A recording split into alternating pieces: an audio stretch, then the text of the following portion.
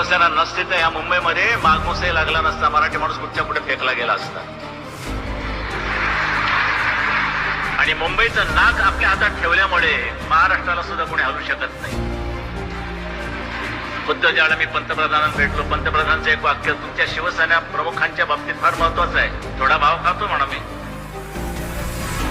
पण त्यांनी मला सांगितलं की well mister Thackeray, your voice is not only important in Maharashtra, but it is very important in the country.